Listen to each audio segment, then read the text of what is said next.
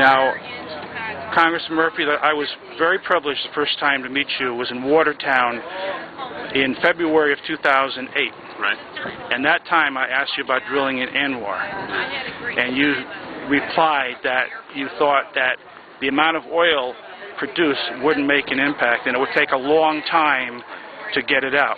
Now that was 3 years ago. That same argument has been made for over a decade, maybe 15 years. Considering the price of gasoline at the pump, and at every time it gets over $4 a gallon, the economy tanks. Has your ideas changed any about drilling for oil? Especially now, they said they've discovered a tremendous new oil field down in Texas in the oil shale. Do you think it's better to go after domestic oil or to keep importing from the Middle East?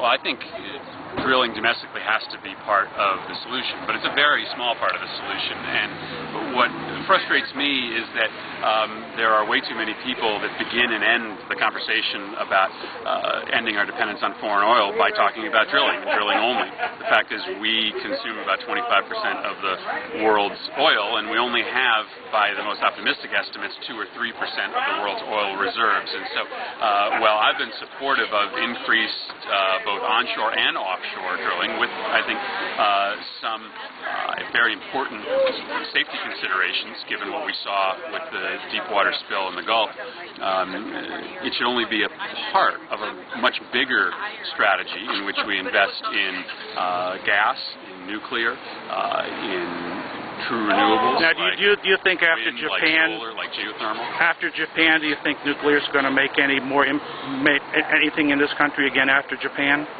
Well, I mean, we still have some, major new nuclear projects on the books, and so I hope they move forward. I hope that we learn some safety lessons from the disaster in Japan to make sure that we're building our plants in the safest manner possible.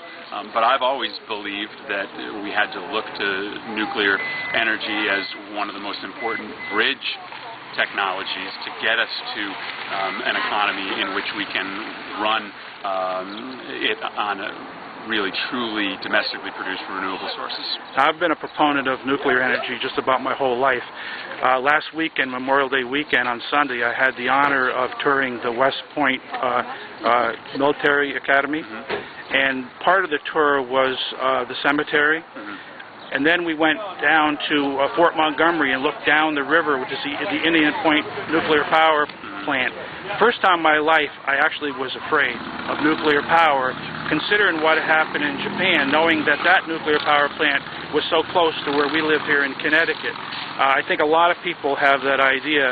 I like nuclear power. I think it's the way to go in the future. Now, you mentioned something just before, the 2%, the 25%, and I think the argument there that T. Boone Pickens and John Larson make is that we're a 5% of the world's population. We consume 25% of the world's oil. Now, is that a bad thing? Is it a bad thing that we're 5% of the world's population? No, is it a bad thing that we've been the most productive country in the world? We happen to use a lot more resources and energy. Well, we waste a lot of resources as well. If we're detailing our overall energy usage, I think you can make a very credible case that we could use a lot less than 25% if we invested in conservation.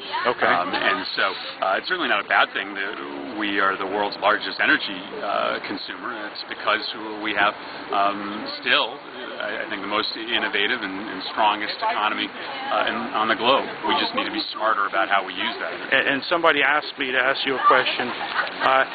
Do you think now the stimulus bill, the stimulus in 2009, do you think that was a waste of resources?